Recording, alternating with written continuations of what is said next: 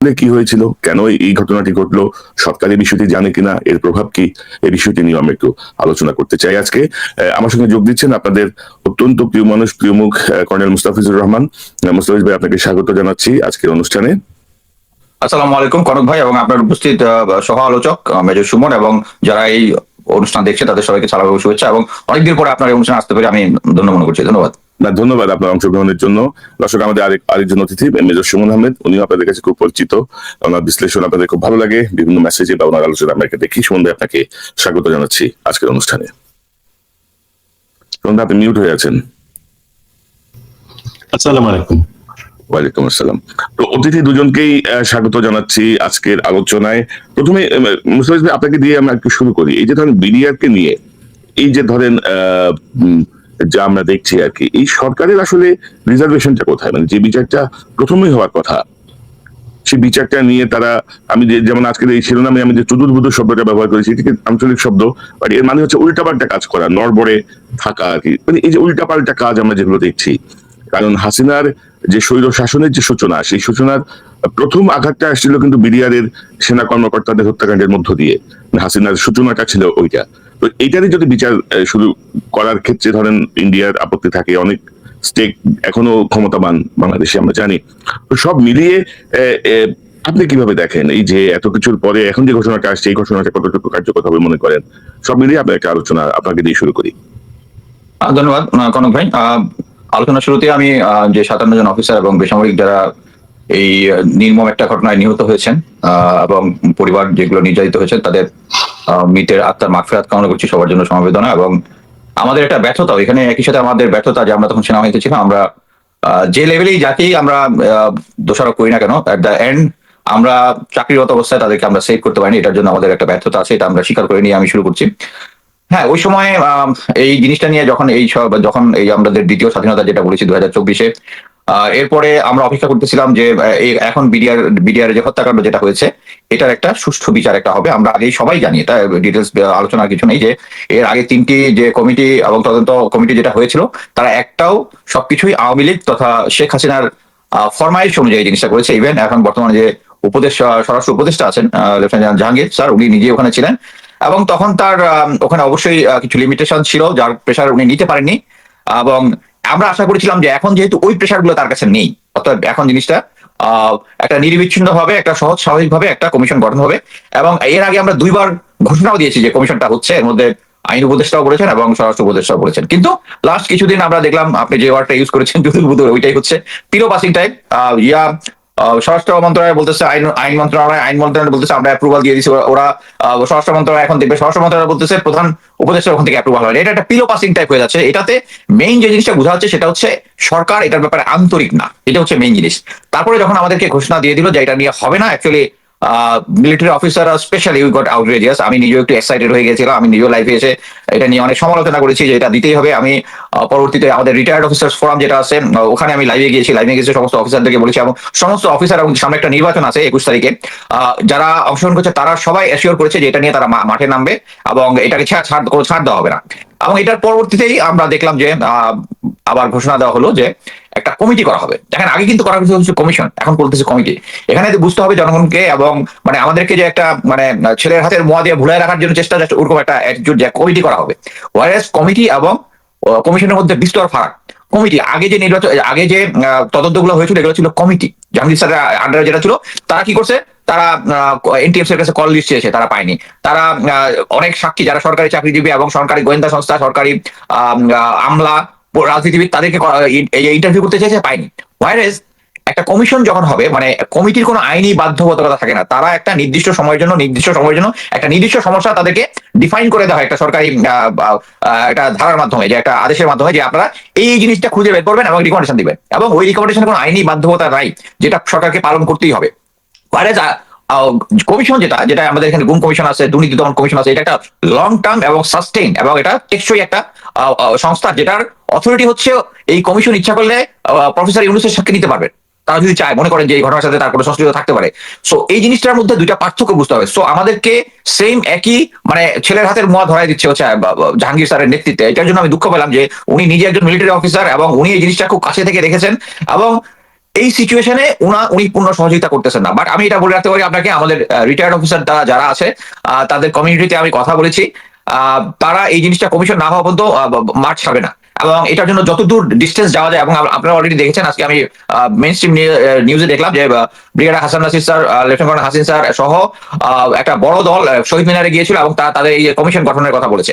এবং শুধু কমিশন গঠন করলেই হবে না, কমিশনটাকে করতে হবে কাদের দিয়ে করাতে হবে। এখন যদি একজন আওয়ামী ভাবপন্ন একজনকে জেনারেলকে যদি দেয় বা আমলাকে বা বিচারককে দেয়, তাহলে ওটা আমরা মেনে নিব না। আমি এর আগেও আমার নিজস্ব ইয়াতে ফেসবুকে আমি বলেছি যে এই ধরনের অ্যাপয়েন্টমেন্ট দিতে হলে আগে যদি তারা নামটা বের করে দেয়, তাহলে কিন্তু পাবলিক রিয়াকশনটা দেখা যায়। এটা কিন্তু সরকারের গোয়েন্দা সংস্থার একটা কাজ। কিন্তু আমরা যখন গোয়েন্দা কোর্স করেছি তখন কিন্তু গুজব নিয়ে পড়ালেখা করেছি। গুজবটা কি করে, সরকার তার একটা মত হবে কিনা আগে একটু গুজব ছেড়ে দেয়, ছেড়ে দেওয়ার পরে সরকার পাবলিকের রিয়াকশনটা দেখে they take the right decision. But এই জিনিসটা কিন্তু প্রথমবার আমরা শুধু দেখেছিলাম যে কারাগার উপদেষ্টা একটা লিস্ট বের করেছিল, তখন আমরা এটা নিয়ে কথা বলেছিলাম। এখন কিন্তু আর কাউকে লিস্ট বের করা, ফটফট করে এই কমিশনের দায়িত্ব সে এটা এভাবে দিয়েছে। এইটা মানে হওয়া যাবে না। এখানে আরেকটা জিনিস হচ্ছে ইন্ডিয়ান হেজিমনি। ইন্ডিয়া, আমরা ধরে নিয়েছিলাম যে প্রেজেন্ট যে সিচুয়েশন আছে এখানে আমরা একটা অ্যাডভান্টেজিয়াস পজিশনে আছি, যেখানে আন্তর্জাতিকভাবে বা ইন্ডিয়ার যে সমস্ত নেইবার গুলা তার বিরুদ্ধে আছে। রিসেন্টলি আমরা দেখলাম যে আমেরিকা বলে দিয়েছে যে আমেরিকা ভারত একটা অসহযোগিতামূলক দেশ। এর মানে হচ্ছে অলমোস্ট শত্রু গণ্য করা। ইরানকে এবং চায়না বা এদের সাথে যে অ্যাটিচিউড গুলো থাকে, এগুলো যদি 20 হয়, এদেরকে ধরতে হবে 15, 16, 17, 18। বাট ইন্ডিয়া কিন্তু একটা ব্যাকফুটিং আছে। তারপরে আমরা সবাই জানি যে কানাডাতে একটা শিখ হত্যার সাথে তাদের একটা ডিপ্লোম্যাটিক্যাল সমস্যা হয়েছে। তারপরে নিউ ইয়র্কে একজন শিখ ড্রাইভার হত্যার পরে একজন রয়্যাল এজেন্ট, নাম সম্ভবত বিকাশ যাদব বা তাকে নাম এফবিআই লিস্টে আসছে, মানে ওয়ান্টেড লিস্টে তাদেরকে আসছে। এরকম একটা সিচুয়েশনে যখন তারা একটা ব্যাকফুটিং আছে চতুর্দিকে, তাদের নেইবারদের সাথে সম্পর্ক খারাপ। আমরা অলরেডি দেখেছি যে সুইজারল্যান্ড তাদের নাগরিকদেরকে একটা এবং এডিশনাল ট্যাক্সেশন দিয়েছে, তারা একটা লিমিটেড করে দিয়েছে তাদের ব্যবসা বাণিজ্য অন্য কিছু, তাদেরকে এখন ওখানে থাকতে হলে এবং তাদের ইনকামের উপরে একটা লিমিটেশন দিয়ে দিয়েছে। তার মানে হচ্ছে সারা আন্তর্জাতিকভাবে ইন্ডিয়া একটা ক্রাইসিসের মধ্যে আছে। এই টাইমে যদি এই জিনিসটা হয়, এই মিডিয়ার পিলখানাটা নিয়ে একটা কমিশনের মাধ্যমে যদি সঠিক তথ্যটা উঠে আসে, অলরেডি আপনি দেখেছেন কিনা, আজকে একটা সময় টিভিতে দেখলাম ক্যাপ্টেন তানভীর হায়দার নূরের ওয়াইফ উনি বলেছেন যে তার রুমে যখন আসে 3 জন এসেছিল এবং তারা হিন্দিতে কথা বলতেছিল। এবং এছাড়া এর বিভিন্ন মানে আছে, এভিডেন্স আছে। এবং যখন ওই সময়কার যারা অফিসাররা এই ইনভেস্টিগেশনে জড়িত ছিল, তারা যখন দেখেছে যে আমরা এভিডেন্স দিচ্ছি, এগুলো গায়েব হয়ে যাচ্ছে, তখন কিন্তু তারা নিজের কাছে রেখে দিয়েছে। এইরকম একজন অফিসারকে, যে আমার খুব ক্লোজ ফ্রেন্ড, তাকে আমি অ্যাকচুয়ালি ফোন করে বলেছিলাম 2 মাস আগে যে দোস্ত এখন তো সিচুয়েশন নরমাল, তুই এখন এভিডেন্স সামনে নিয়ে আয়। আমি ইভেন বলেছিলাম যে কনক ভাইয়ের সাথে তার একটা করায় দিব।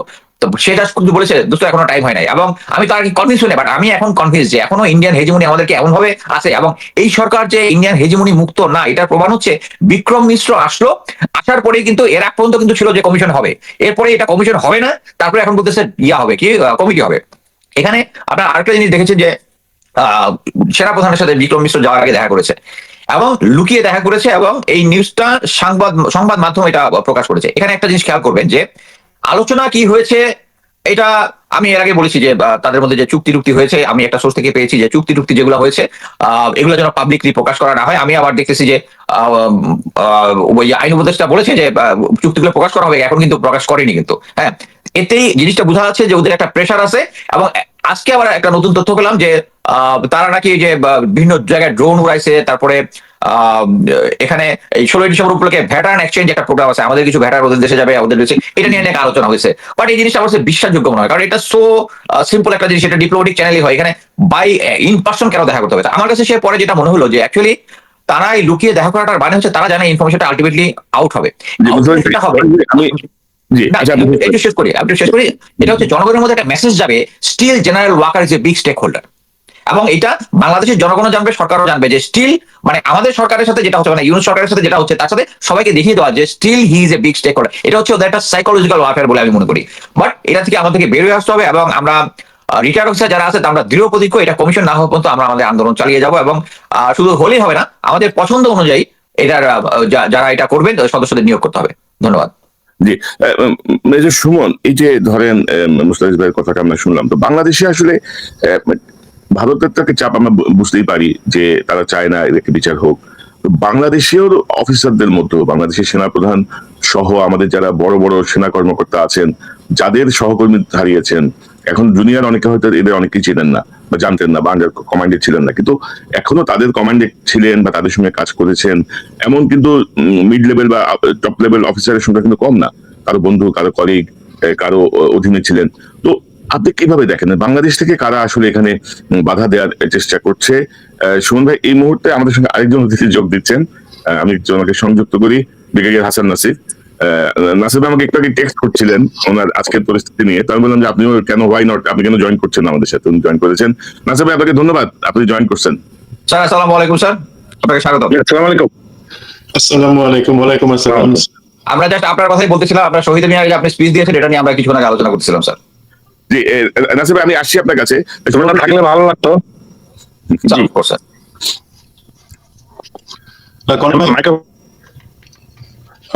আপনি যে জায়গাটাতে প্রশ্নটা করছেন, আমার মনে হয় সেই জন্য আমরা একটু ব্যাকগ্রাউন্ডটা দেখে নিই যে অ্যাকচুয়ালি কেন এই কমিশন বা একটা কমিটির দাবি, সেটা থেকে আসলে আমরা বুঝতে পারবো। মুস্তাফিজ কভার করলো যে বিভিন্ন কমিটি ছিল, একটা বিচার হয়েছে, আদালতে প্রক্রিয়াধীন আছে, এই সমস্ত জিনিস আছে। বাট দেখেন জিনিসটা কিভাবে এটা তদন্ত বা বিচার হয়েছে। প্রথম কথা, এটার সাথে মাস্টারমাইন্ড যারা পলিটিক্যাল এবং প্ল্যানার্স ছিল, যারা এই আপনার আওয়ামী লীগের নেতা নেত্রী, তৎকালীন প্রধানমন্ত্রী পতিত হাসিনা থেকে শুরু করে তারেক সিদ্দিকী, দেন নানক, মির্জা আজম, তাপস, শেখ সেলিম এবং অন্য আরো অনেকে, যুব মহিলা লীগ, যুবলীগ, ছাত্রলীগের যারা আমাদেরকে আটকে রাখছিল। এই প্রথম কথা, প্রথম পয়েন্টটা আমরা দেখতে পারলাম বা দেশের জনগণ দেখতে পারলো, এদেরকে সেফলি এই যে কোনো তদন্ত বা বিচার প্রক্রিয়া থেকে বাইরে রাখা হয়েছে। এটা একটা জিনিস ছিল। 2 নম্বর জিনিস, দেশের জনগণ দেখতে পাইলো যে যারা এই কিলিং এ অংশ নিয়েছিল, ভারতীয় এবং বিডিআর এর ভিতরে একটা অংশ, ক্ষুদ্র অংশ, যাদেরকে দিয়ে কিলিংটা করানো হয়েছে, তাদেরকেও কিন্তু এই কিলিং এর মধ্যেই 26 তারিখে এবং 27 তারিখে সেফলি দেশের বাইরে ভারতে পাঠিয়ে দেওয়া হয়েছে। আর ধরেন 800-র মতন যাদের কোনো না কোনো ভাবে সংশ্লিষ্ট আছে অথবা যারা সম্পূর্ণ নিরীহ, তাদেরকে নিয়ে বিচারটা হয়েছে। তার মানে মাস্টারমাইন্ড, প্ল্যানার, তারা বিচারের আওতায় আসে নাই। দেন সত্যিকারের কিলার বাংলা বিডিআর এর হোক অথবা সেটা ভারতের ব্ল্যাক ক্যাটস হোক, তাদেরকে সেফলি পাঠিয়ে দেওয়া হয়েছে ভারতে।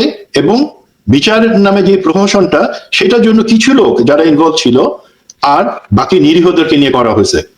তো সেইখান থেকে কিন্তু অসন্তুষ্ট, এবং তারপরে রায় আসছে বা অন্যান্য জিনিসগুলা হয়েছে। বাট লোকে কিন্তু তখন বুঝে নিল যে না, জিনিসগুলা অ্যাকচুয়ালি ঠিক রাস্তায় হাঁটতেছে না। তো আমি জাস্ট একটা এক্সাম্পল দিয়ে বলি যে কিভাবে জিনিসটা হয়েছে, যে মানে কিভাবে অন্যায়টা হয়েছে। একটা ন্যায় প্রতিষ্ঠার জন্য যে হত্যাকাণ্ডের বিচার হওয়ার কথা ছিল, যে 800 জন ভিতরে ছিল, আমি কিন্তু একদম ডাইরেক্ট এক্সপিরিয়েন্স থেকে, আমার ইনভলভমেন্ট থেকে বলতেছি। সেখানে এই যে একটা মোশাররফ হোসেন কাজল, সম্ভবত আইনজীবী, যে হচ্ছে মানে একটা কুলাঙ্গার দেশের, সে করতো কি, এই সমস্ত যারা আছে বন্দী, তাদেরকে গিয়ে বলতো, এই তোমাদের সবার তো ফাঁসি হয়ে যাইতেছে, এই তোমাদের সবার তো ফাঁসি হয়ে যাইতেছে, সবার ফাঁসি হয়ে যাইতেছে। ঠিক প্রত্যেকের কাছ থেকে 10 থেকে 12 লাখ থেকে 15 লাখ করে টাকা সে নিয়ে নিত, জোগাড় করতো, তাদের ফ্যামিলিকে মাধ্যমে টাকাগুলো আসতো। এবং আপনারা কিন্তু জিজ্ঞাসা করতে পারেন যারা এখনো বন্দী বা সাজাপ্রাপ্ত, আমার এই স্টেটমেন্ট সেটা সঠিকতা, তাদের কাছ থেকে যে তোমাদের ফাঁসি থেকে বাঁচা দিব, টাকা দাও।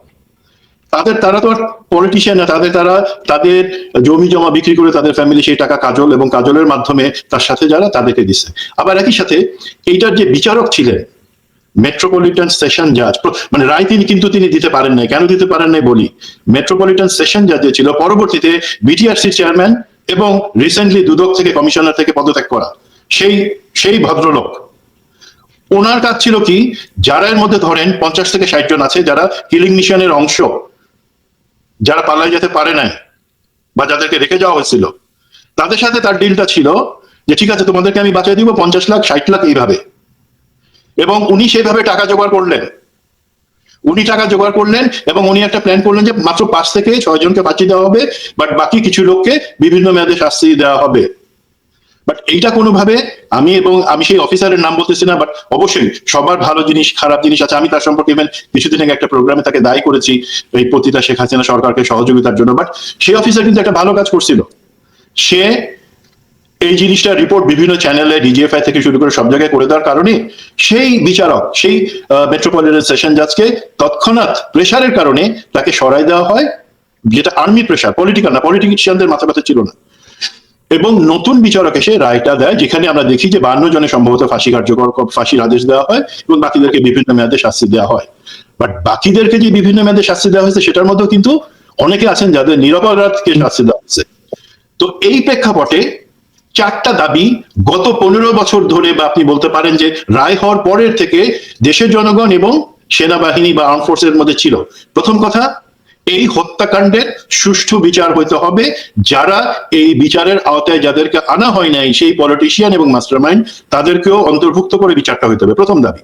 দ্বিতীয় দাবি, যেখানে ন্যায় বিচারের নামে অবিচার করা হয়েছে, মানে নিরীহ যাদেরকে বিডিআর এর সৈনিক অথবা অন্যদেরকে শাস্তি দেওয়া হয়েছে, সেটাকে রিভার্স করতে হবে।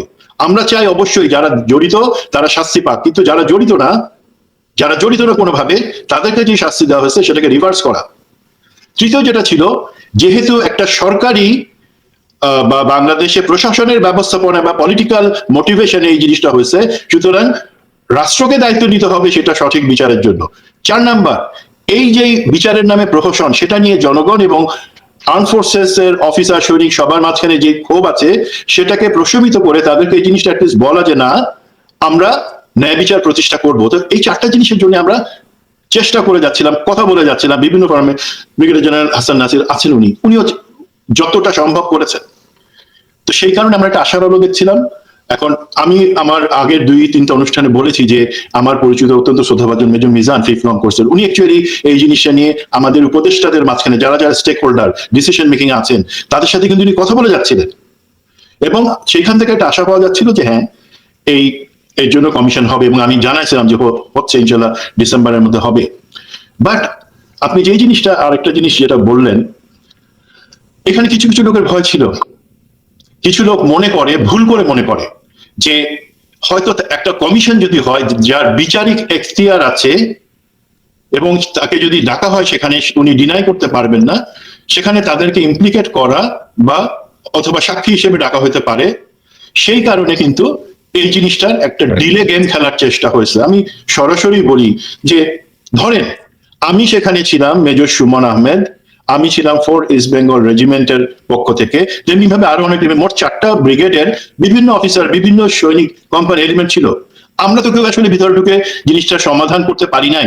আমরা বলি যে উপরের আদেশ ছিল, সেই কারণে পারি নাই।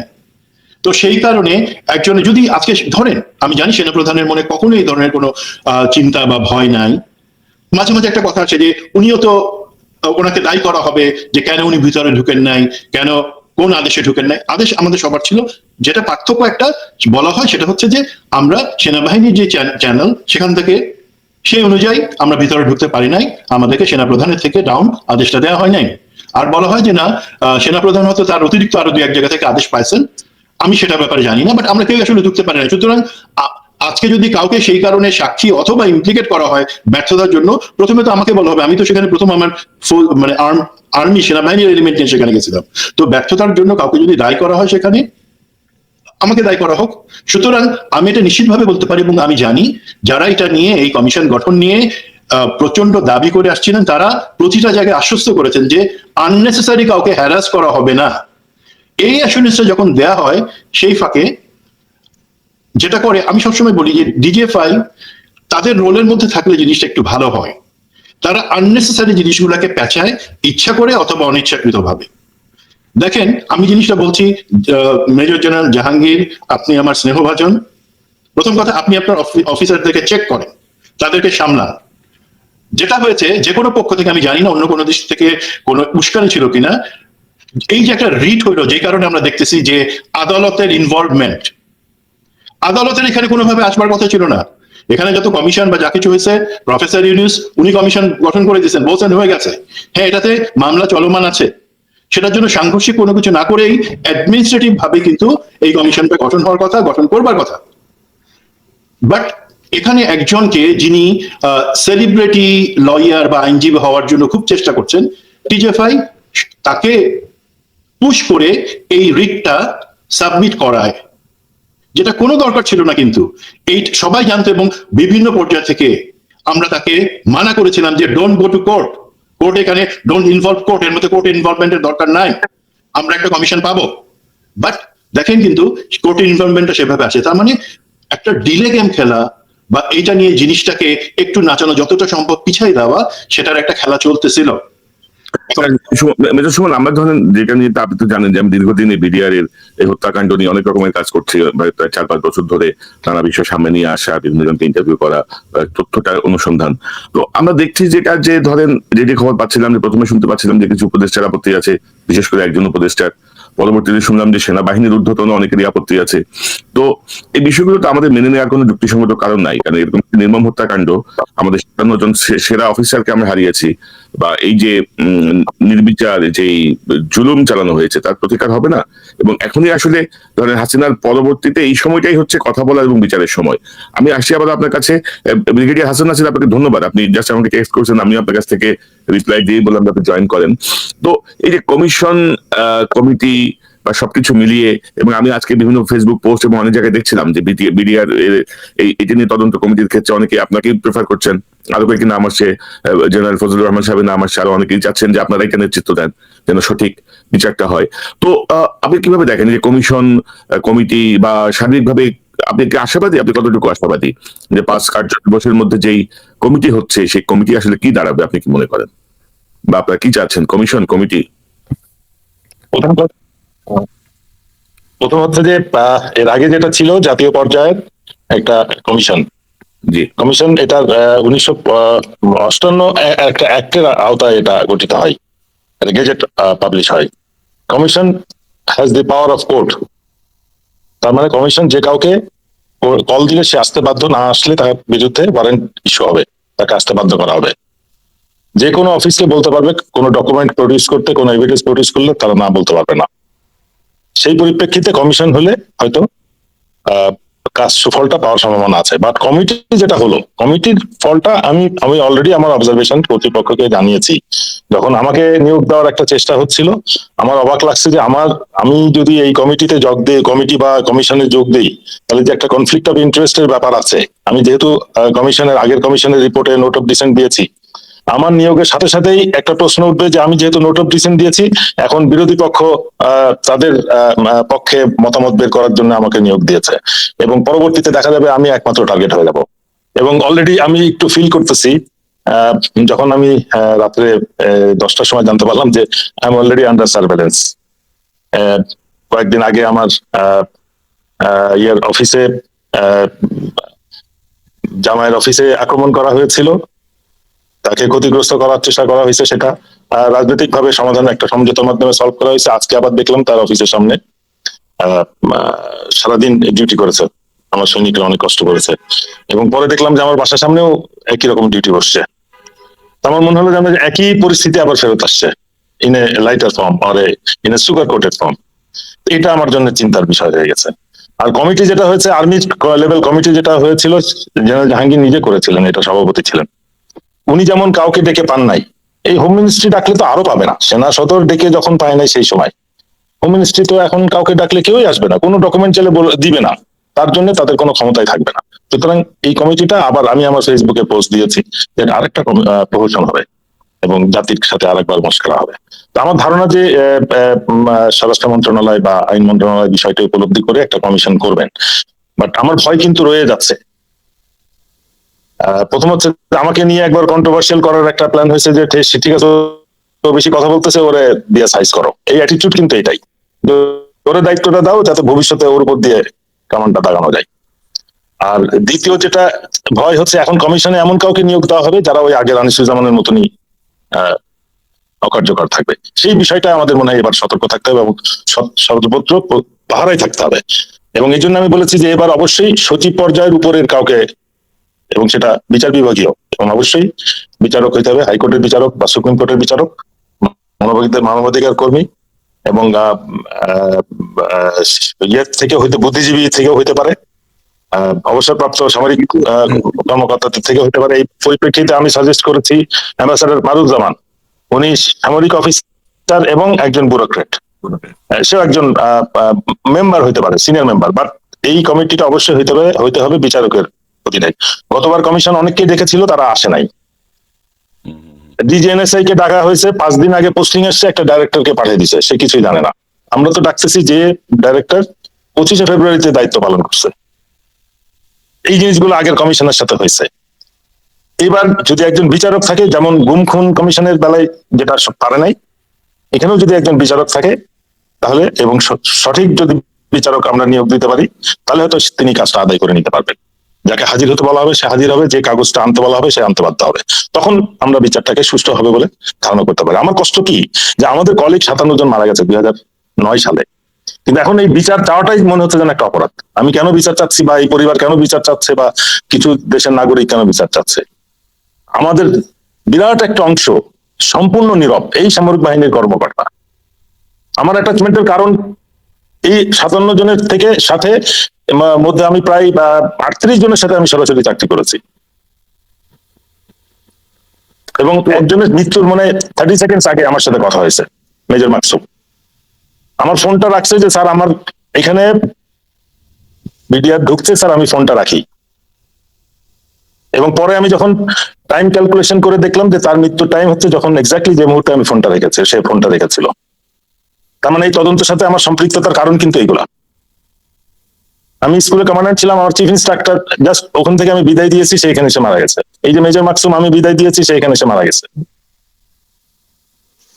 কিন্তু এখন আমার কষ্ট হচ্ছে যে এই সেনাবাহিনীর সদস্যরাই যেন, অফিসাররাই যেন বিচারকে একটা মনে করছে যেন এখন বিচার চাওয়াটা একটা অপরাধ হয়ে গেছে। এই মনোবৃত্তি থেকে বেরিয়ে আসতে হবে। আমি অনুরোধ করেছি সেনাপ্রধান, যে সেনাপ্রধান এই দায়ভার নিতে পারে না। তো এখন ধরেন এই যে অবস্থাটা আপনি যেটি বলছিলেন, যে আপনি যদি নজরদারির মধ্যে চলে যান, বা আপনাকে নিয়ে যে বিষয়টি আপনি বললেন, এটা যদি হয় তাহলে তো সেই নতুন বোতলে পুরাতন মদই আমি আবারও ঢুকে গেছে আমি বলবো। বা নাসির ভাই শুনতে পাচ্ছেন? হ্যাঁ হ্যাঁ, পাচ্ছি। তো এটা এখন ধরেন কমিশনে আপনি যাকে বসাবেন, কমিশনে যদি ধরেন আপনার মতো একজন শক্তিশালী মনের অধিকারী বা সাহসী একজন ব্রিগেডিয়ার, তাকে যদি তারা ওয়াচে নিয়ে আসে, তার আপনার বাসার সামনে যদি তারা এজেন্সির লোককে পোস্টেড করে আপনাকে অবজার্ভ করার জন্য, বা আপনার আত্মীয় স্বজনকে যদি হুমকি দেয়, তো এই জায়গাটায় কাকে আপনি বসিয়ে আসলে সঠিক ইয়েটা পাবেন? বিচারপতি বলেন বা যাকেই বসাবেন তাকেই তো তারা হেনস্থা করার চেষ্টা করবে। আগে তো এই জায়গাটা বন্ধ করতে হবে নাকি, যে আমার বিচারের পথে যেন বাধা সৃষ্টি না হয়, কমিশন কাজ করার ক্ষেত্রে যেন বাধা সৃষ্টি না হয়। অবশ্যই অবশ্যই। আমরা এত সার্বভৌমত্ব, বৈষম্য বিরোধী এত কিছু বলতেছি, আমার কষ্ট হচ্ছে যে গত 5 আগস্ট থেকে আজ পর্যন্ত হাসিনার সময়ে যারা সত্যিকারের শাস্তিপ্রাপ্ত, অন্যায়ভাবে শাস্তিপ্রাপ্ত, তাদের একজনকে 1 টাকা পুরস্কার বা বেতন বা সুযোগ সুবিধা তাদেরকে দেওয়া হয় নাই। কেন? এখনো পর্যন্ত এটা কেন এটা হচ্ছে? আমরা 9 সালে দেখেছি আওয়ামী লীগ ক্ষমতায় আসার পরপরই অফিসাররা যাচ্ছে, র্যাঙ্ক করতেছে, রিটায়ার্ড অফিসারদেরকে ডেকে প্রমোশন দিয়ে রিটায়ারমেন্ট করানো হচ্ছে, আবার পরবর্তী পদে পদোন্নতি দিয়ে রিটায়ারমেন্ট সুবিধা দেওয়া হচ্ছে।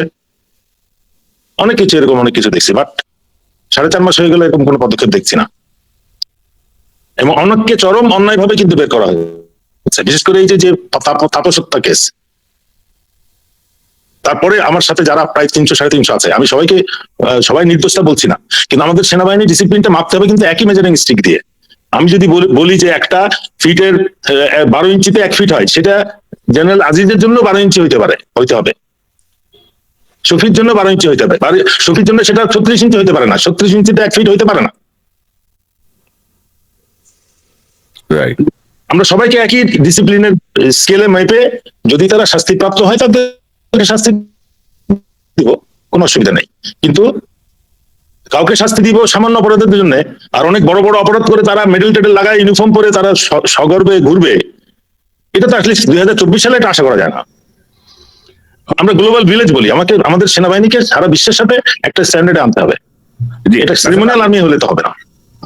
আমি আসছি আবার আপনার কাছে, জেনারেল জাহাঙ্গীর সহ কয়েকটা প্রসঙ্গে আপনার কাছে জিজ্ঞাসা আছে আমার। তো মেজর সুমন, আমরা কি ধরেন জেনারেল ওয়াকারের 5ই অগস্টের আগে যে ভূমিকা বা ওনার যে রোল, এটাকে কি আমরা ওভার এস্টিমেট করছি? আমরা কি ওনাকে ধরেন একটা ইয়ের পর্যায়ে নিয়ে যাচ্ছি কিনা, যে উনি হচ্ছেন দেবতা, উনি এটি করে দিয়েছেন, এমন একটা মানসিকতা আমরা দেখছি। এই সুযোগটাকে কি উনি ব্যবহার করছেন? কিছু প্রশ্ন, কিছু কার্যক্রমে, যেমন ধরেন ভারতের যে বিক্রম মিশ্রি আসলেন পররাষ্ট্র সচিব, তিনি তার সঙ্গে যে গোপন বৈঠক করলেন, আমরা জানি যে এটা ডক্টর ইউনূস বা সরকারের ওই লেভেলে কনসার্ন ছিল না, এটা গোয়েন্দা সংস্থা জানতো, উনি জানতেন একটা বৈঠক হয়েছে, গোপন বৈঠক। তো এটা এক ধরনের অডাসিটি না, যে একটা সেনা প্রধানের সঙ্গে বৈঠক হবে, রাষ্ট্র জানবে না, এজেন্ডা জানবে না। এটাকে কিভাবে দেখেন? উনি কি সরকারের ভেতরে সরকার হয়ে বসে আছেন কিনা? মানে আপনি কি মনে করেন, বা আপনার পর্যবেক্ষণটা একটু শুনি। কারণ অনেক কিছুতেই আমরা দেখি যে ওনার মানে আপত্তি থাকে, ওনার এই থাকে, ওনার ওই থাকে, আমরা তো সব খবরই পাই। আপনাকে দিয়ে একটু যদি শুনি আপনার কাছ থেকে সংক্ষেপে। যেটা বলা মানে কেউ কিন্তু প্রথম কথা অফিসিয়ালি ভারতীয় পক্ষ থেকে বা বাংলাদেশের পক্ষ থেকে বলা হচ্ছে না যে এই ধরনের একটা আলোচনা বা মিটিং বা গোপন মিটিং আপনি যেটাকে বলছেন সেটা হয়েছে, বলা হচ্ছে না। বাট সবাই জানে যে সেটা হয়েছে। এখন জিনিসটা হলো একটা সাধারণ পারসেপশন। গোপন মিটিং কখন হবে? যখন গোপনীয় কোনো জিনিস বা সিক্রেট কোনো কিছু আলাপ হবে। এখন ভারতীয় একজন সচিব বাংলাদেশ সেনাবাহিনীর প্রধানের সাথে গোপন মিটিং কেন করবেন বাংলাদেশে বসে? That is the question. তো সবাই যেই জিনিসটা বলা হচ্ছে লাস্ট মোমেন্টে ডিসিশন নিয়ে তখন তার কাছে রিচ করা হয়, আমি অ্যাকচুয়ালি সেটা রিফিউট করব, খণ্ডন করে বলবো যে 4 দিন আগে অ্যাকচুয়ালি এই যে আমাদের সেনাবাহিনী প্রধানের সাথে যে বিক্রম মিশ্র মিটিং করবেন সেটা ফাইনালাইজ হয়, 4 দিন আগে হয়, উনি আসবার আগেই। দ্বিতীয় যে জিনিসটা হচ্ছে, মুস্তাফিজ কিছুটা কভার করেছে যে কি কি ব্যাপার নিয়ে কথা হয়েছে, এবং মুস্তাফিজ ক্লিয়ারলি বলেছে যে তার যথেষ্ট সন্দেহ আছে অ্যাকচুয়ালি এই ধরনের জিনিস আলাপ করবার জন্য সে সেনাপ্রধানের সাথে দেখা করেছে কিনা। তো আমি একটা আমার ইনফরমেশনটুকু বলছি এবং আমি আপনাকে ইনসাইড ইনফরমেশন বলছি। প্রথম কথা বলেছি এটা একটা সেট আপ মিটিং ছিল। হ্যাঁ, সরকারের পক্ষ থেকে সব জায়গা থেকে জানতো না, বাট সরকারও কিন্তু জানতো, সরকারের কিছু মহল জানতো, ইভেন পলিটিক্যাল দিক থেকেও দু একজন জানতো যে এই ধরনের একটা মিটিং সে করবে সেনাপ্রধানের সাথে। এখন মিটিংটা গোপন রাখা হলো কেন? গোপনীয় কিছু তো আলাপ হয় না সাধারণভাবে আমরা বুঝি, সৌজন্য সাক্ষাৎ। ভারতীয় দিক থেকে একটা এটা চাল, এবং আপনি নিশ্চিতভাবে জেনে রাখেন এটা যে লিক করা সেটা কিন্তু ভারতের পক্ষ থেকেই করা হয়েছে। যদিও আমরা ইনসাইড ইনফরমেশন আমরা পাই ভারতীয় দূতাবাস এবং ভারতীয় রয়ের মাধ্যমে এটা লিক করা হয় যে তার সাথে মিটিংটা হয়েছে। কেন? সেটা অ্যাকচুয়ালি পারপাসটা আমি যতটুকু বুঝি সেটা হচ্ছে বিশ্বকে দেখানো যে এটা একটা 111 টাইপের সরকার, সেনা সমর্থিত, যেখানে সেনা প্রধানের একটা বড় ভূমিকা বা সেনাবাহিনীর একটা ভূমিকা আছে। সুতরাং এখানে যদি নিপীড়ন হয়ে থাকে, এখানে যদি আইনের ব্যত্যয় হয়ে থাকে, সেটাতে সেনাবাহিনী অবশ্যই একটা স্টেক হোল্ডার, সেটা দেখানো। 2 নাম্বার জিনিস যেটা হচ্ছে যে সেনাবাহিনীকে একটা জায়গায় নিয়ে আসা এবং তাকে বোঝানো যে রাষ্ট্র পরিচালনায় তার ভূমিকাটা এখন বেশি। সুতরাং যদি সেনাবাহিনী বেশি দিনও থাকে, যেহেতু ভারতের ব্লেসিং আছে, সেনাবাহিনী বেশি দিন থাকে, ভারতের বা এই অন্তর্বর্তীকালীন সরকার বেশি দিন থাকে, ভারতের দিক থেকে কোনো আপত্তি নাই। এটা আমার ধারণা, এই কারণে তার এটা করেছে। আর ওইখানে কি অ্যাকচুয়ালি হচ্ছে আমার কিছু ধারণা আছে, সেটা হচ্ছে যে জিনিসগুলো ড্রোন, এখানে আমি জেনারেল ওয়াকারকে একটু ক্রেডিট দিব 3টা পয়েন্টে। একটা হচ্ছে সীমান্তে ড্রোন দেখা যাচ্ছে, এগুলা কি আমাদের অ্যাক্টিভিটি কিনা। 2 নম্বর পয়েন্ট হচ্ছে মাইনরিটি ইস্যুতে সংখ্যালঘুদের নির্যাতন। 3 নম্বর সীমান্তে বিভিন্ন ধরনের ঘটনা এবং সীমান্তকে কড়াকড়ি দেয়া। এই 3টা ব্যাপারে কথা হয়েছে মুস্তাফিজ, এখানে এই ড্রোন নিয়েও কথা হয়েছে। বাট সেখানে জেনারেল ওয়াকার তাকে বলেছে যে আমাদের আর্মির ক্যাপাসিটি এবং ডক্ট্রিন অনুযায়ী এখানে ড্রোনের কোনো ভূমিকা এবং ড্রোন আমাদের সেনাবাহিনীর কোনো অংশ না। আমরা ড্রোন ওয়ারফেয়ারেও নাই, আমাদের ড্রোন নাই। আপনাদের ইন্টেলিজেন্স আছে, সেটাই তো যথেষ্ট জানবার জন্য যেখানে সত্যি কোনো ড্রোন আছে কিনা এবং সেটা কোন পক্ষ থেকে। Please don't ask any question যেটা আমাদেরকে বিব্রত করে। মাইনরিটির ব্যাপারে উনি সরাসরি বলেছেন যে আপনাদের গণমাধ্যম এবং আমাদের গণমাধ্যম এই 2টা মিলাই আপনারা যদি দেখেন সেটার উত্তর তো আপনি পেয়ে যাবেন, আমার কাছে তো জিজ্ঞাসা করার দরকার নাই। এবং যখন বর্ডার সিকিউরিটির ব্যাপারে বলা হয়েছে, উনি সেইটাতে বলেছেন যে এটা তো সরকারের স্বরাষ্ট্র মন্ত্রণালয়ের কাছে আপনার জিজ্ঞাসা করবার কথা, আপনারা আপনাদের চ্যানেলেই সেটা আলাপ করে নিতে পারেন। আমার কাছে এই প্রশ্নগুলা আমার জন্য বিব্রতকর।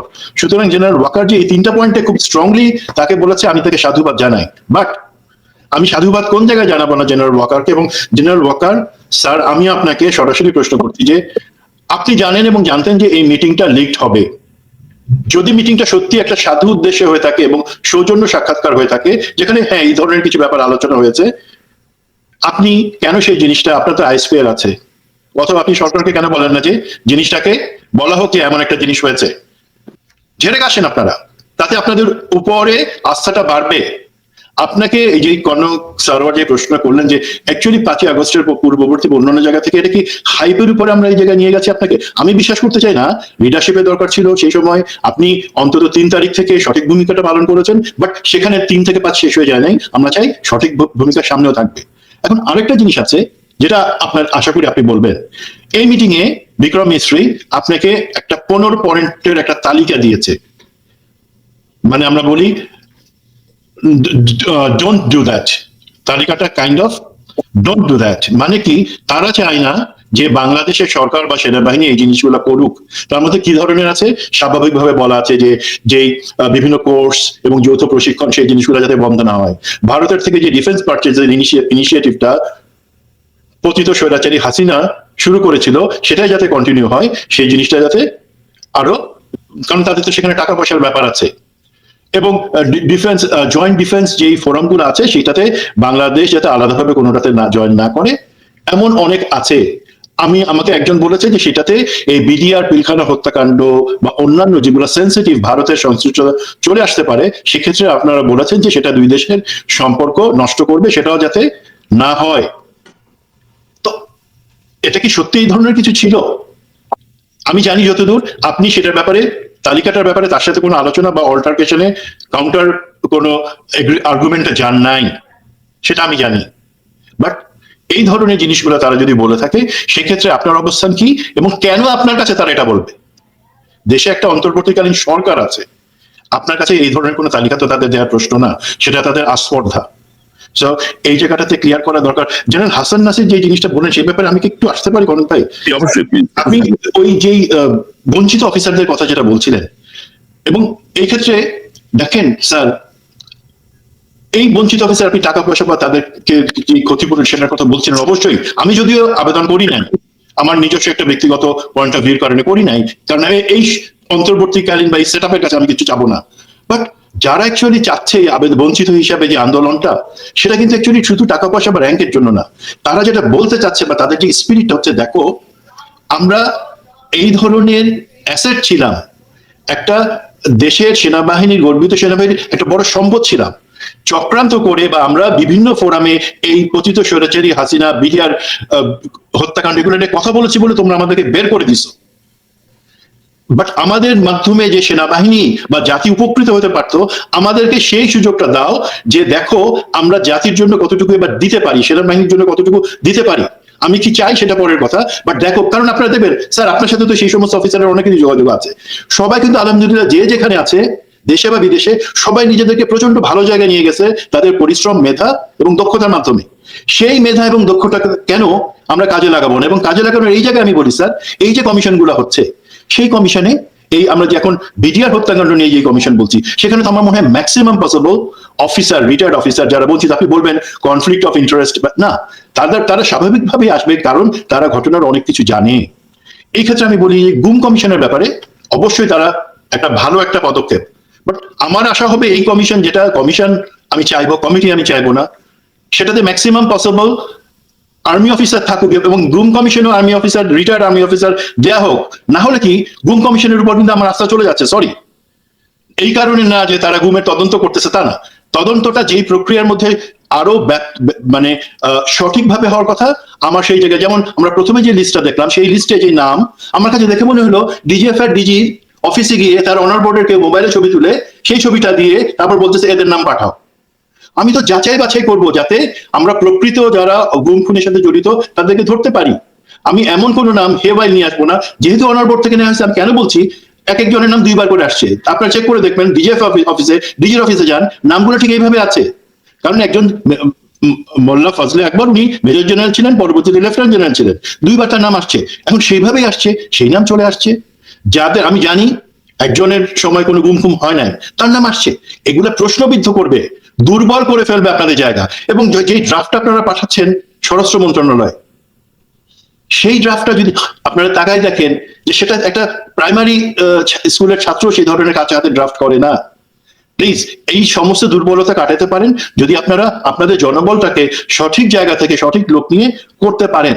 সুমন ভাই, ধরেন অনেকেই ধরেন ইতিমধ্যে দেশ থেকে পালিয়ে গেছে এবং আপনাকে বিডিআর এর এই হত্যাকাণ্ডের পরপরই আপনার যে প্রতিবাদী ভূমিকা বা আপনার যে রোল, আপনি আমার এখানে ইন্টারভিউতে বলেছেন যে আপনি এই ঘটনার কয়েকদিন পরে আপনাকে ডিজিএফআই তে নিয়ে যে নির্যাতন করা হয়েছে, 2.5 দিন ধরে আমাকে নির্যাতন করছে, এবং যে এটার মূল ব্যক্তি ছিল পরবর্তীতে ব্রিগেডিয়ার রাশিদুজ্জামান, সে কিন্তু অলরেডি দেশ থেকে পালিয়ে গেছে। জি, ব্রিগেডিয়ার রাশিদুজ্জামান পালিয়ে গেছে। এবং এই ক্ষেত্রে আমি বলি, যে আরেকজন যে ছিল কর্নেল ইমরান ইবনে রউফ, তার নাম তো আমি কোথাও দেখছি না, আসছে না। রাইট, মানে তার মানে এটা তো হওয়ার কথা, অভিযোগ যেগুলো আসবে সেই অভিযোগের ভিত্তিতে যাদের নাম, তাদেরকে তালিকাভুক্ত করা হবে যাচাই বাছাইয়ের পর। যাচাই বাছাই আমি আবারও বলি, ধরেন ব্রিগেডিয়ার জেনারেল আজমি, তাকে যে গুম করা হইলো, সে গুম করে তো তাকে সিটিআইবির মাধ্যমে তো তাকে আয়না করে নেওয়া হয়েছে। তখনকার সময় আমি কাউকে নাম করে বলতে পারতেছি না যে তার জীবন তুমি দুর্বিষহ করে ফেলো, বাট আপনি অনেক লোকের নাম আনছেন, বাট সিটিআইবি তখন যে ডিরেক্টর ছিল তার নাম তো আপনার লিস্টে নাই। কেন নাই? বিকজ ব্রিগেডিয়ার জেনারেল আজমি জিনিসটা তুমি অভিযোগ করেছেন গুমখুম কমিশনে, এবং জানি আমরা কিভাবে হয়েছিল। সেখানে তো যদি কারো নাম থাকে সিটিআইবি তখনকার ডিরেক্টরের নাম থাকবে, সেই নাম নাই। তো আমি আশা করব আমাদের এখন আমরা যে কথা বলছি ফোকাসটা হচ্ছে বিজিআর হত্যাকাণ্ডের জন্য যে কমিশন, সেখানে যাতে তারা গুমখুম কমিশনের মতো একটা দুর্বল জায়গা থেকে, প্রশাসনিক কোনো কিছু নাই, কোথায় যাবে, ইনভেস্টিগেশন করবে, কার মাধ্যমে। একটা আপনি আর্মির অফিসারকে, রিটায়ার্ড পাস্ট অফিসারকে নেন, সেখানে তারা কিন্তু জানে কোথা থেকে কোন এক্সাক্ট ইনফরমেশন কার কাছ থেকে পাবে। তেমনি ভাবে আমি চাবো এই ভুল থেকে শিক্ষা নিয়ে আমরা এখনকার যে বিজিআর হত্যাকাণ্ড তদন্ত কমিশন, সেখানে সঠিক পরিমাণে জনবল দিব, সঠিক লোকদেরকে দিব, এবং যে জিনিসটা সন্দেহটা প্রকাশ করছেন জেনারেল হাসান নাসির, সেটা হচ্ছে লোক যাই দেওয়া হোক না কেন, যতক্ষণ পর্যন্ত না আমরা সেই প্রেশারটা ক্রিয়েট রাখতে পারবো, হেই ডিজিএফআই তোমার এখানে কিছু প্লে করবার নাই। ডিজিএফআই ব্যাপারে এখানে একটা বলি, স্যার আপনি তো দেশে আছেন, বলেন তো ডিজিএফআই কেন আমাদের রাওয়াল ইলেকশনে ইন্টারফেয়ার করতেছে? কেন টার্গেট করে করে যারা শেখ হাসিনার সেই 1 মার্চের সেনাকুঞ্জের অ্যাড্রেসে যারা প্রশ্ন রেখেছিল, লজিক্যাল প্রশ্ন তার কাছে, তাদেরকে টার্গেট করে করে কেন স্মিয়ার ক্যাম্পেইন করা হচ্ছে, তাদের ব্যাপারে বিভিন্ন এজেন্ট এই সমস্ত দেওয়া হচ্ছে? এখানে একটা ইউনিফাইড জায়গা। আমার বিশ্বাস রাওয়াতে যারাই ব্যালটে আছে প্রত্যেকে কিন্তু এই জায়গায় একটা জায়গায় একমত যে আমরা দেশকে একটা সুন্দর নির্বাচন দেখাতে চাই, যে আমরা একমত হতে চাই, আমরা হাসবো, গল্প করবো, একই সাথে আমরা প্রতিদ্বন্দ্বী। সেখানে কেন ডিজিএফআই বিষ ঢালছে? সুমন ভাই, আমি এই রাওয়া নির্বাচন বা এটা নিয়ে একটা 2 দিনের মধ্যে একটা কাজ করবো। আমার কাছে প্রচুর তথ্য আসছে এবং আমার মনে হয় যেন এই জাতীয় হস্তক্ষেপ যেন না হয়, বা ভোটারদের জন্য, সেনাবাহিনী যারা ভোটার তাদের জন্য আমরা একটা ক্লিয়ার একটা আলোচনা করার চেষ্টা করবো। আমি আবারও আসছি আপনার কাছে। কর্নেল মুস্তাফিজ, বাংলাদেশের কোনো সচিব যদি ভারতে যায়, সে কি যে ভারতের আর্মি চিফের সঙ্গে দেখা করতে পারবে? ভারতের চিফ অ্যাডভাইজারের সঙ্গে দেখা করতে পারবে? মানে কোনো তালিকা দিয়ে আসতে পারবে যে মুসলমান নির্যাতন বন্ধ করো, সীমান্তে এটা বন্ধ করো, ওই আমাদেরকে নিয়ে যে কথা বলতেছে, যে কি জানো নামটা বলে গেলাম, যে কলকাতার যে এমপি শুভেন্দু, তারকে দিয়ে এগুলো বন্ধ করাও, ইন্ডিয়ান মিডিয়াতে এই সব অপপ্রচার যা ফালতুমি হচ্ছে এগুলো বন্ধ করো। অর্থাৎ আমরা কিন্তু ধরেন নিজেদের সার্বভৌমত্ব যেটাকে আমরা হারিয়েছিলাম হাসিনার আমলে, সেটাকে আমরা রিগেইন করার চেষ্টা করছি। তার মধ্যে যদি এই যে সেনা প্রধানের কাছে যদি একটা সচিবের এই এক্সেসটা হয়, এবং সেই যদি এখানে যে মাতবরি করার চেষ্টা করে, এটাকে আপনি কিভাবে দেখছেন? বা জেনারেল ওয়াকারকে কি আমরা কি ওভার এস্টিমেট করছি কিনা? মানে ওনার ভূমিকার জন্য উনি একটা স্বাধীনতা পদক পাইতে পারে বাংলাদেশে, একদম দেশপ্রেমিক সেনাবাহিনীর ভূমিকাই উনি পালন করছে, যে ভূমিকাটা আমাদের অতীত সেনাবাহিনীরও পালন করা দরকার ছিল, যে নো, আমরা তোমাদের এই অবৈধ নির্বাচনের পরে আমরা তোমাদেরকে সমর্থন দিব না। এই কথাটা বলার মতো গার্ডস কারো ছিল না। একটা পরিস্থিতিতে জেনারেল ওয়াকার সিদ্ধান্ত নিয়েছেন, বা মিড লেভেল বা সবকিছু মিলিয়ে যে পরিস্থিতি ছিল, তাতে তার বাইরে যাওয়ার কোনো সুযোগ ছিল না। তো আমরা কি ওভার প্লে করছেন, বা আমরা কি ওভার করছি তাকে নিয়ে? কি মনে করেন আপনি? বা এই যে সচিবের প্রসঙ্গটা যেটা বললাম একটু সংক্ষেপে, আমরা 1 ঘন্টার কাছাকাছি। অ্যাবসলিউটলি, আপনি যেটা বলেছেন সেটা হচ্ছে আন্তর্জাতিকভাবে একটা দেশের পজিশন সম্মান সেটা হচ্ছে ইকুয়াল। আমি আন্তর্জাতিকভাবে বাংলাদেশের স্ট্যাটাস এবং ইন্ডিয়ার স্ট্যাটাস সমান, বাট জিনিসটা হচ্ছে আমরা এমন ভাবে আওয়ামী লীগ সরকার আমাদেরকে নতজানু পররাষ্ট্র নীতি দিয়ে করেছে, এখানে তাদের সচিব এসে আমাদের সেনাপ্রধানের কাছে অ্যাক্সেস পায়, কিন্তু আমাদের সচিব গিয়ে কিন্তু তাদের জয়েন্ট সেক্রেটারির কাছেও পাবে না, আমার যেটা ধারণা আর কি, বা সেনাবাহিনীর উপপ্রধানের সাথেও পাবে না। বাট আমি যেটা মনে করতেছি সেটা হচ্ছে এই যে ইন্ডিয়ান হেজিমনি থেকে আমরা বের হয়ে আসার যে চেষ্টাটা, এটা কিন্তু এখন পর্যন্ত নাই। যে হাসান স্যার কি স্যার যেটা বললেন যে তার বাসায় এখনো মানে গোয়েন্দার লোকজন আছে। আমি আরেকটা জিনিস খুব অবাক হইলাম যে রিটায়ার্ড মেজর একজন আছে, মেজর দেলোয়ার, এই যে গুড অফিসার, তাকেও সে বৈষম্যের শিকার। অ্যামেজিংলি যে জুলকারনাইন স্যার একটা আর্মির প্রমোশন বোর্ড নিয়ে একটা চিঠি দিয়েছিল, যেটা একটা সার্ভিং অফিসার ওখানে কমেন্ট করেছে, এটা আর্মি হেডকোয়ার্টার থেকে তাকে এক্সপ্লেনেশন চেতেই পারে, কিন্তু রিটায়ার্ড অফিসারকে ওখানে কমেন্ট করার জন্য চেয়েছে। তার মানে হচ্ছে কোনদিন আবার আমি যেহেতু করি আমাকে করতে হয়, তা আমাকে ওই অফিসারের সাথে আমি এটা জেনে করে কল দিলাম যে কি তোমার কি এরকম চিঠি দিয়েছে নাকি? কয় স্যার আমাকে এরকম একটা চিঠি দিয়েছে, আমার এক্সপ্লেনেশন। আমি just ignore it, drop into the trash, let them understand that he got no power with the retired officers. মানে এই জিনিসটা হচ্ছে পাওয়ার গেইন করার একটা চেষ্টা করতেছে, যে রিটায়ার্ড অফিসারকে তার আন্ডার আমব্রেলাতে আনার চেষ্টা করতেছে, যেটা ওই যে রাওয়াকে আগের বার যেটা করেছিল আগে, সেই জিনিসটা। সো এইটা হচ্ছে ইন্ডিয়ান হেজিমনি। এবং ভারত তার এই যে যেটা সুমন যেটা বললো, যে ওখানে তার সাথে দেখা করার মানেই হচ্ছে সরকার এবং আমাদের সেনাবাহিনীকে দেখানো যে still general Waker is a good একটা বিগ স্টেক হোল্ডার।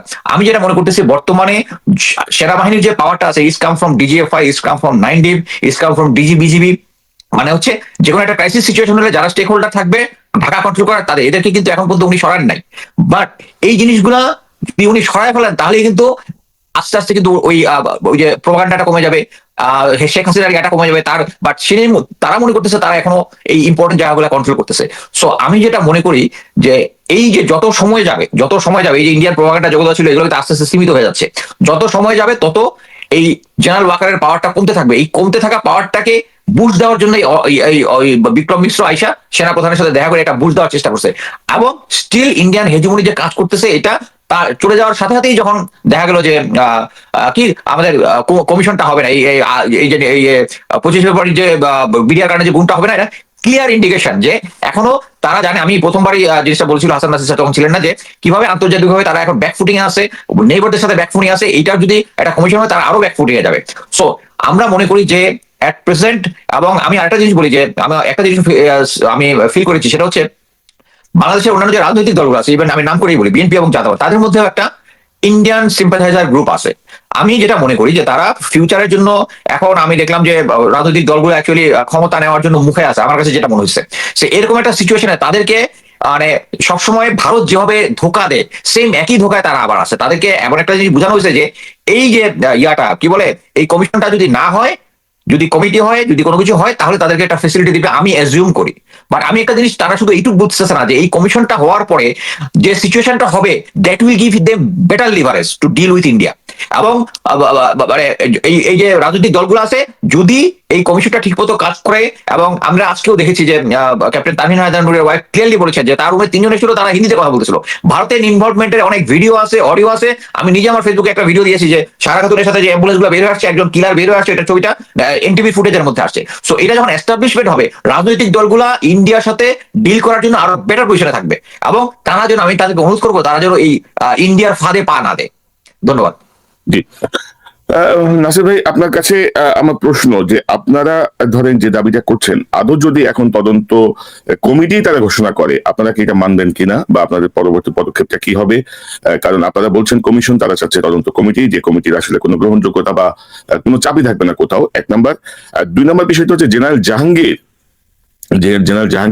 সেনাবাহিনীর যেই তদন্ত কমিটি গঠিত হয়েছিল এই ঘটনার পর তার প্রধান ছিলেন। সেই কমিটিতে আপনি নোট অফ ডিসেন্ট দিয়েছিলেন, আপনি অনেক কিছু প্রোটেস্ট করেছিলেন। সেই জেনারেল জাহাঙ্গীর কি আপনি মনে করেন যে যথাযথ কমিটি গঠন করতে পারবে? যে কমিটি হয়তো তাকেও ডাকবে ইন্টারভিউর জন্য, তাকেও সাক্ষ্য নেওয়ার জন্য ডাকবে, আপনি কি মনে করেন? এখানে একটা জিনিস সবসময় কনফ্লিক্ট হচ্ছে বুঝতে। 3টা তদন্ত হয়েছিল বিডিআর হত্যার উপরে। প্রথম একটা হচ্ছে ন্যাশনাল কমিশন, যেটা সচিব আনিসুজ্জামানের নেতৃত্বে ছিল, সেটাতে আমি সদস্য ছিলাম। আর জেনারেল জাহাঙ্গীর ছিলেন army level court of inquiry, এবং এটাই এখন যেটা উনি করার চেষ্টা করতেছেন তদন্ত কমিটি, এটাও একই রকম। কিন্তু আর্মি লেভেল কোর্ট অফ ইনকোয়ারিটিও কিন্তু উনি কোনো পলিটিক্যাল লিডারদেরকে হাজির করতে সক্ষম হন নাই। অনেক ডকুমেন্ট বা অনেক কিছু উনি চেয়েছেন, আনতে পারেন নাই। তো স্বরাষ্ট্র মন্ত্রণালয়ের কমিটি এখন করে জাস্ট এই আন্দোলনটাকে একটা বুঝ দেওয়ার জন্য চেষ্টা করা হচ্ছিল আমি মনে করি।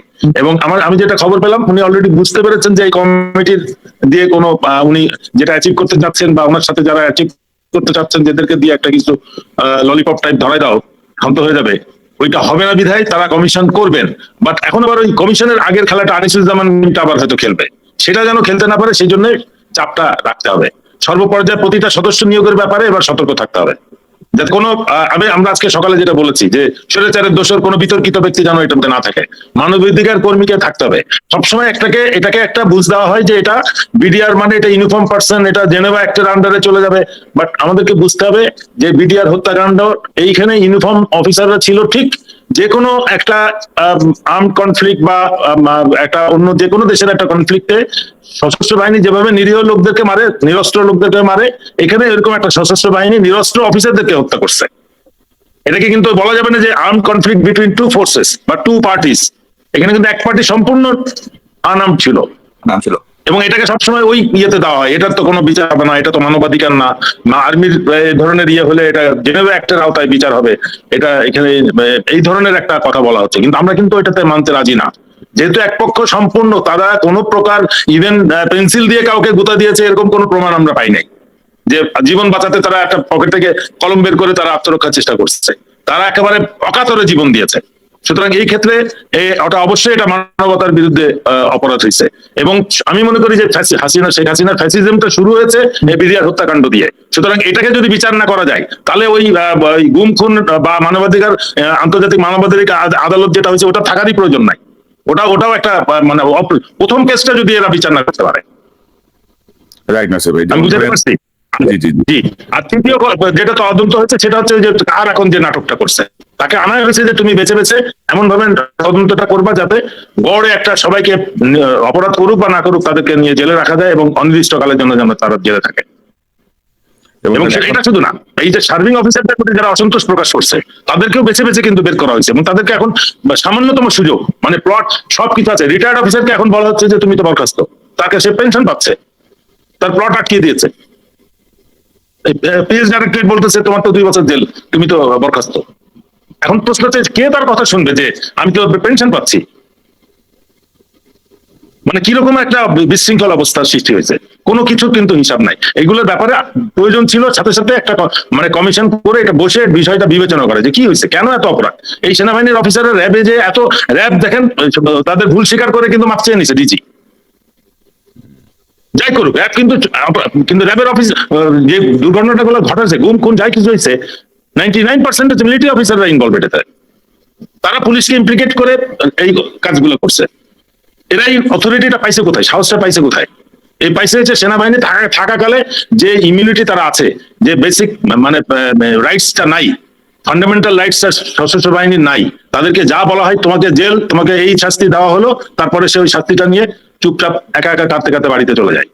তার কারোর কাছে বলার থাকে না যে আমার প্রতি অবিচার হয়েছে কি হয় নাই। আমরা অলরেডি এই বিষয়টা নিয়ে এর কাছে যেটা সংবিধান সংস্কার কমিশন তাদেরকে বিষয়টা বিস্তারিত বর্ণনা করেছি। এবং আমার যেটা অনুরোধ ছিল তাদের কাছে যে সারা পৃথিবীর সশস্ত্র বাহিনী যেভাবে শৃঙ্খলিত রাখা হয় বাংলাদেশ সেনাবাহিনীও যেন একইভাবে শৃঙ্খলিত রাখা হয়। সুতরাং সেটার জন্য ওই 1929 সালে 30 সালে 40 সালের আইন যেটা পাকিস্তান অ্যাডাপ্ট করছে 51, 52, 57 সালে, সেটা আবার আমরা 71 সাল সেটা অ্যাডাপ্ট করে চলতেছে। কিন্তু অরিজিনাল যে লেখক তাকে যদি আমরা খুঁজে বের করি সে দেখবো একটা ব্রিটিশ, একটা কলোনিয়াল আর্মির জন্য একটা রুল লেখা, আইন কানুন লেখার কথা সে এটা লিখে গেছে। কিন্তু আমরা এটা এখন ফলো করতেছি 100-200 বছর পরে। এইটা আমাদের জন্য হচ্ছে সব থেকে দুর্ভাগ্য। আমি এটা চেঞ্জ করছি না কেন, বিকজ প্রেজেন্ট কমান্ড সিস্টেমকে এটা হেল্প করছে, প্রিভিলেজ দিচ্ছে যা খুশি তাই করার জন্য। তবে নাসির ভাই বর্তমান কিন্তু এটার কারণে যেটা ক্ষতি হচ্ছে আমি যেটা শেষ করছি সেটা হচ্ছে সাপোজ একটা আর্মি অফিসার বললাম যে তার কস্ট মানে একটা ট্রেন করতে যত টাকা না কস্ট ইনভলভ, একটা পাইলটকে ট্রেন করতে কিন্তু অনেক রাষ্ট্রের অনেক টাকা ব্যয় হয়। একটা প্রশিক্ষিত পাইলট মানে মিনিমাম 5 থেকে 10 কোটি টাকা। আমি অনেকদিন আগে জানতাম একটা 5 কোটি টাকা লাগে। একটা 10 কোটি টাকার পাইলট, একসাথে 3 জন পাইলটকে বাড়ি পাঠানো হয়েছে জাস্ট বিকজ দেওয়ার একজন ছিল son in law of some army chief, তাদের সাথে মেয়ে ডিভোর্স হয়েছে, একসাথে 3টা ফ্রেন্ড চাকরি হারাইছে। এগুলো তো খুঁজে বের করা উচিত যে 30 কোটি টাকা সরকারের ক্ষতি কেন হলো, তারা কি এই অপরাধ করছিল কিনা। বা এই পাইলট গুলো এখন কন্ট্রাক্টরই করতেছে, সাপ্লাই দিচ্ছে বা কিছু একটা সামান্য কাজ করতেছে।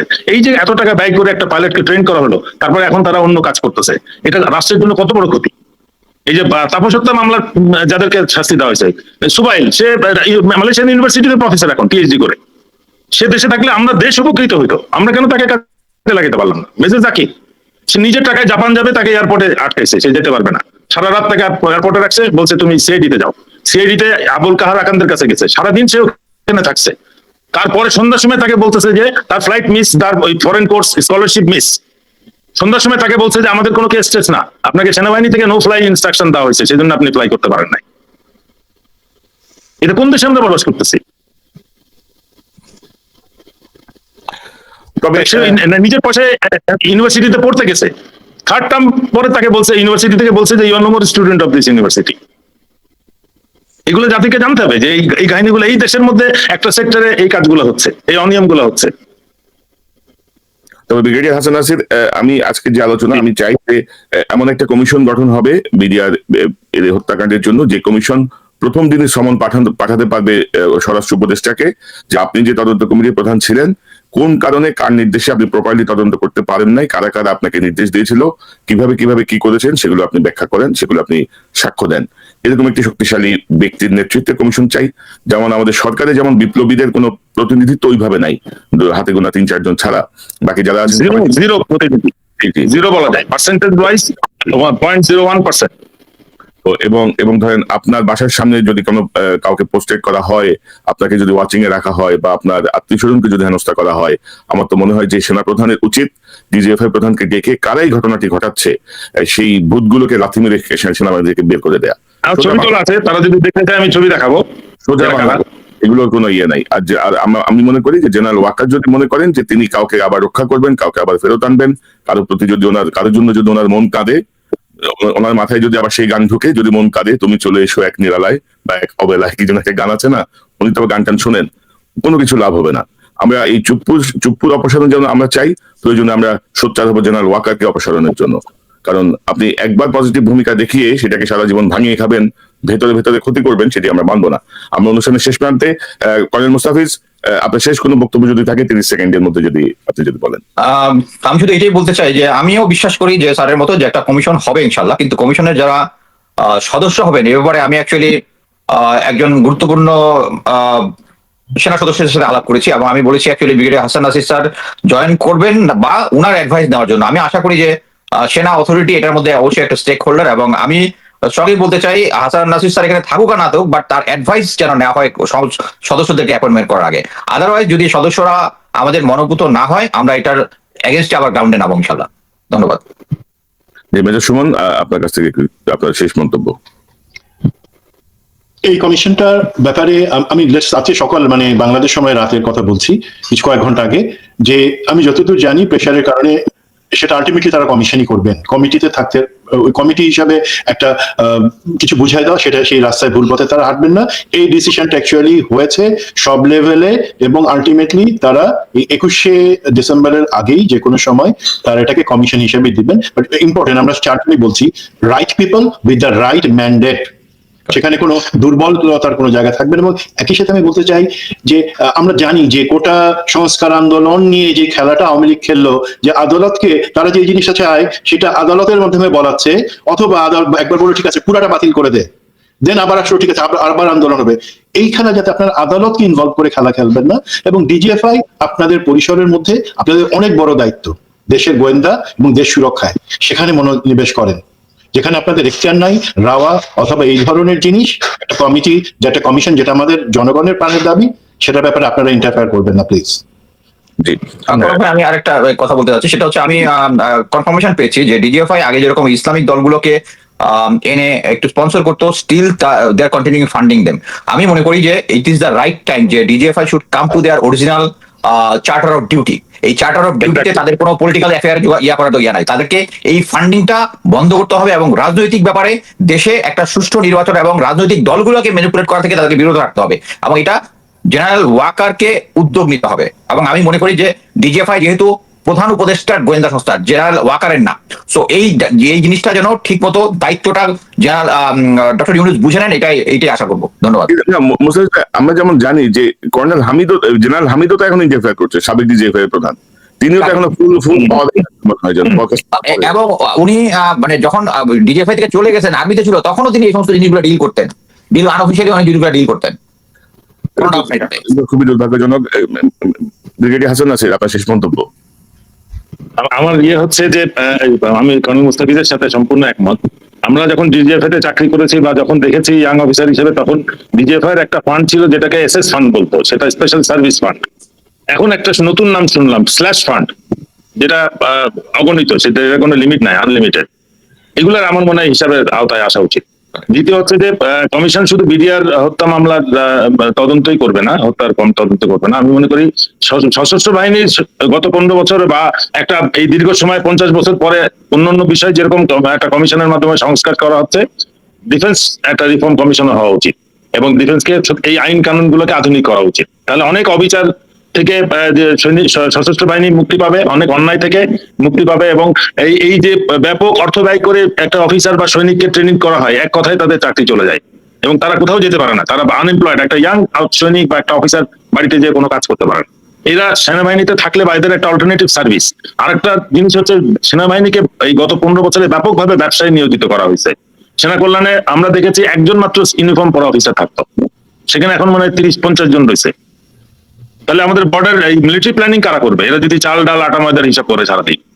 আর আর্মিতে ফেরত এসেও তো ওইখানকার বিজনেস লিঙ্ক করে মেনটেন করে, they don't come back as military officer anymore. আমাদের এই সমস্ত কঠিন সিদ্ধান্ত নেওয়ার জন্য আমি মনে করি ডিফেন্স রিফর্ম কমিশনটাও প্রয়োজন।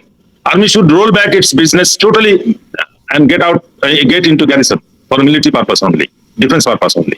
এটা আমাদের মানে টোটাল ইয়েতে একটা বড় ধরনের একটা থট প্রসেসের মধ্যে চেঞ্জ আনতে হবে। আমি আরেকটা উদাহরণ বলি, আমি মনে করি এটা বলা উচিত। সিটি কর্পোরেশনের চিফ ইঞ্জিনিয়ার ইউনিফর্ম পরা কেন? এখানে দরকার কি? রিটায়ার্ড ইঞ্জিনিয়ার অফিসার বহুত আছে, যদি মিলিটারি অফিসারই দরকার হয়। এই সেনা কল্যাণে 50 জন রিটায়ার্ড অফিসার এমপ্লয়েড হতে পারে, দরকার নাই তো। আমার আর্মির ভ্যাকেন্সি বাড়ানোর জন্য আর্মির মাথার পাকে ভারী করার দরকার নাই, আমাদের তো দাঁত এবং নখ দরকার। আমরা কিন্তু দাঁত নখ গুলো হারাচ্ছি, আমাদের ব্যাকটা বামটা মোটা হয়ে যাচ্ছে দিন দিন। এটা কিন্তু they're of no use in the battle ফিল্ডে, কিন্তু এই সমস্ত মাথাভারী প্রশাসন কোনো কাজে আসবে না। দে আর ভেরি এক্সপেন্সিভ এবং দে কাম ব্যাক টু আর্মি ওই তাদের সমস্ত মানে ইমোরাল প্র্যাকটিস সহ ফেরত আসে। সিটি কর্পোরেশনে যেটা হয়, একটা ইঞ্জিনিয়ার ইউনিফর্ম পরা অফিসার, মেডিকেল কলেজে একটা ইউনিফর্ম অফিসার, ওয়াই? একটা রিটায়ার্ড ডক্টর ব্রিগেডিয়ার রিটায়ার করবে, যাও তুমি ঢাকা মেডিকেল কলেজের দায়িত্ব নাও, ডাইরেক্টর হয়ে যাও। নাসির ভাই, আমরা পরবর্তীতে আরো বিস্তারিত আলোচনা করবো এইসব টপিক গুলো নিয়ে। এবং আমার যেটা মনে হয়েছে, গত 16-17 বছর ধরে আর্মিকে লোভী বানানোর একটা চেষ্টা হয়েছে, ফোর্স থেকে সরিয়ে দেওয়া হয়েছে। আপনারা যখন অফিসার ছিলেন তখন আপনারা এক সপ্তাহে রিকুইজিশন দিতেন যে আমার অমুক আত্মীয় আসবে বা অমুক জায়গায় যাবো, একটা গাড়ি দেন। এখন ক্যাপ্টেন মেজর লেভেলে আপনার প্রায়র নিচে গাড়ি হইলে তাদের চোখ ভরে না, 5000 স্কোয়ার ফিটের নিচে ছোট বাড়ি হইলে তাদের মন ভরে না, এইসব আর কি। মানে অর্থাৎ খুব মানে এই শব্দটা তো এখন খুব জনপ্রিয়, খুব মেটিকুলাসলি ধ্বংস করে দেওয়া হয়েছে আর্মিকে। মানে বিপর্যস্ত করা, ক্ষতিগ্রস্ত করা হয়েছে আর কি। ক্ষতিগ্রস্ত করতে করতে আজকে এই হাল। আশা করি আপনাদের মতো অনেক অফিসার আমি জানি যে তারা খুব সোচ্চার, খুব সাহসী ভূমিকা আছে। নিশ্চয়ই আমরা আমাদের এই ঘাটতিগুলোকে পূরণ করতে পারবো। সর্বশেষ আমি একটা জিনিস দেখাতে চাই। আমি গতকাল রাতে কি আমার ফেসবুকে একটা পোস্ট দিয়েছিলাম, আমি যদি একটু দেখাই। আমরা কিন্তু এখন নিরাপদ বোধ করছি না। আগে আমরা যে ভাবটা, অগস্ট মাসে যে ফিলিংটা এসেছিল, ওই নিরাপত্তা বোধটা কিন্তু আস্তে আস্তে হারিয়ে ফেলছি আমরা। কিন্তু এই যারা সাফার করেছে তারা কিন্তু আবার অনিরাপদ বোধ করছে। সারা দেশের জনগণ কিন্তু অনিরাপদ বোধ করছে এবং মনে করছে যে এই 1600 বা 2000 অফিস যারা ছাত্র জনতা যারা জীবন দিছে, এই হাজার হাজার যারা আহত হয়েছে, পুরোটাই মনে হয় বিফল হয়েছে। আমাদের দ্রুত মনে হয় কিছু একটা করা উচিত। রাইট স্যার, আমি নিজেও স্যার একজন রিটায়ার্ড আওয়ামী জেনারেলের মাধ্যমে একটা থ্রেট পেয়েছি যে আমার বিপদ হইতে পারে। আমি জানি বলছি sir, I survive Sheikh Hasina. আমি একই কথা বলি। তবে আমি সর্বশেষ এই যে বিচারের যে কমিশনের কথা, সেটা নিয়ে আমি গতকাল রাতে একটা পোস্ট দিয়েছিলাম এবং সেখানে আমি বলেছি, তবে মানে কমিটি নির্বাচনে যেন কোনো চুদুরবুদু না হয়। বাড়ি চট্টগ্রাম, ঢাকা বিভাগের ছাত্র আদমলা আপনার এই পোস্টটা করছি শহীদ মিনারের দ্বারাই। হাসিনার সুবিধাভোগী, দুর্নীতিবাজ, চেতনাজীবী, ভীতু, গোপনে ভারতের দালাল মতি মাহফুজের গঙ্গের পাচাটা কাউকে যেন নিয়োগ দেয়া না হয়, বিনয়ের সঙ্গে সতর্ক করা হলো। অর্থাৎ আমরা জেগে আছি ইনশাল্লাহ, আমরা কোনো কিছুই ছাড় দেবো না, ন্যূনতম কোনো ছাড় নাই আমার দেশের প্রশ্নে। এই ব্যাপারটা আমি আবারও বলতে চাই। এবং নাসির ভাই, আপনি দেশে আছেন, আমরা সুবিধাজনক অবস্থায় আছি দেশের বাইরে, আমরা তিনজনই, কিন্তু আপনার সাহসের প্রতি আমাদের সমর্থন আছে, আপনার যে কোনো কিছুর প্রতি আমাদের সমর্থন থাকবে এবং আমরা আপনার যে কোনো আহ্বানে আমরা অবশ্যই আপনার পাশে দাঁড়াবো। ধন্যবাদ। আমি একমাত্র আল্লাহর উপর ভরসা করি যে আমি কখন মরবো, কিভাবে মরবো, কোথায় মরবো, এটা ঠিক করা আছে। এটা কোন অবস্থাতে 1 ইঞ্চি, 1 মিনিট, 1 সেকেন্ড ছাড়া কেউ চেঞ্জ করতে পারবে না। সুতরাং আমাকে দিয়ে কেউ পিছু হটাতে পারবে না। আমার মনে হয় যে আমরা এখানে বাকি যে 3 জন আছি, 3 জন একই মানসিকতাই পোষণ করি আমরা, যে আমাদের ভরসা আমাদের কি হবে সেটা দুনিয়ার কারো হাতে এই জাতীয় কোনো বিষয় নাই। আপনাদের 3 জনকে অসংখ্য ধন্যবাদ আজকে যোগ দেওয়ার জন্য, এবং বিশেষ করে ব্রিগেডিয়ার হাসান নাসির সাহেবকে বিশেষ ধন্যবাদ যে জাস্ট একটা টেক্সটের মধ্যেই উনি রিকোয়েস্ট করেছে, আপনি যোগ দিয়েছেন। আপনাকে অসংখ্য ধন্যবাদ আবারও আন্তরিকভাবে। ধন্যবাদ। আমরা আবারও আপনাদের সবাইকে নিয়ে আমরা আমি অনেক হালকা ফিল করছি। আমাকে এই ফিলিংটা দেওয়ার জন্য, আমার সাথে একাত্মতা প্রকাশ করার জন্য ধন্যবাদ। You did a great job today. ধন্যবাদ। জি, থ্যাংক ইউ। আসসালামু আলাইকুম। ওয়ালাইকুম আসসালাম। দর্শক, এতক্ষণ যারা অনুষ্ঠান শুনলেন, নিশ্চয়ই আপনি আলোচনা মর্মার্থ উপলব্ধি করতে সক্ষম হবেন। আবারও নাটক কমিশন কমিটি, আমরা কোনোভাবেই কোনো কমিটিকে নেওয়া হবে না, পূর্ণ ক্ষমতা সহ একটি কমিশন দিতে হবে, যে কমিশনের ক্ষমতা থাকবে যে কোনো কাউকে তলব করা, যে কোনো কাউকে জিজ্ঞাসাবাদ করা। এবং আমি চাইবো যে একটি কমিশন গঠন করে